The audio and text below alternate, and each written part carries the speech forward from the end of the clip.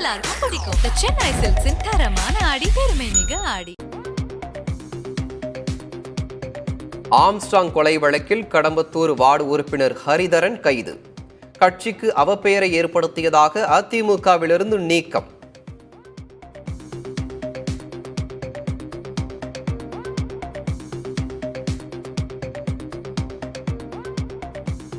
பகுஜன் சமாஜ் மாநில தலைவர் ஆம்ஸ்ட்ராங் கொலையில் நீதி வழங்க வலியுறுத்தல். சென்னையில் திரைப்பட இயக்குனர் ப. ரஞ்சித் தலைமையில் பேரணி.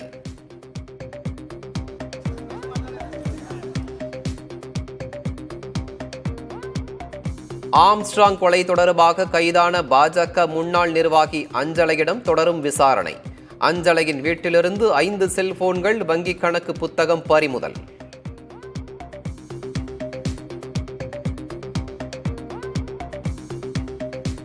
இரண்டாயிரத்து 26ஆம் ஆண்டு சட்டமன்ற தேர்தலை முன்னிட்டு திமுக ஒருங்கிணைப்பு குழு அமைப்பு. முதலமைச்சர் மு.க. ஸ்டாலின் அறிவிப்பு.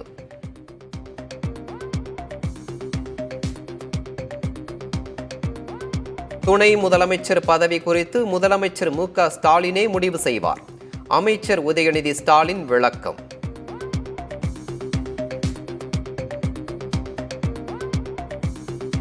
தேர்வு மையங்கள் வாரியாக நீட் நுழைவுத் தேர்வு முடிவுகளை வெளியிட்ட தேசிய தேர்வு முகமை. உச்சநீதிமன்றத்தில் மீண்டும் வரும் 22ஆம் தேதி விசாரணைக்கு வருகிறது வழக்கு.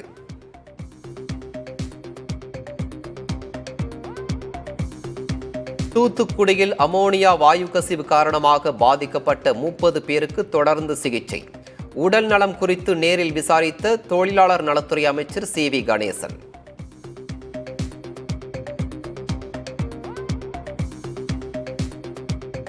யுபிஎஸ்சி தலைவர் மனோஜ் சோனி ராஜினாமா. தேர்வு முறைகேடு சர்ச்சை எழுந்த நிலையில் பதவி விலகல்.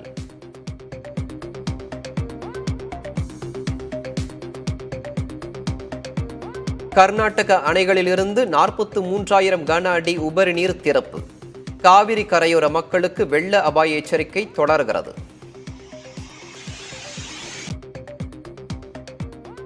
மலேசிய மன்னராக பதவியேற்றார் சுல்தான் இப்ராஹிம் சுல்தான். நெகேரா அரண்மனையில் கோலாகலமாக நடைபெற்ற முடிசூட்டு விழா. எல்லாமே நல்லா இருக்கும், எல்லாருக்கும் பிடிக்கும். The Chennai Silks in தரமான ஆடி, பெருமை மிக ஆடி.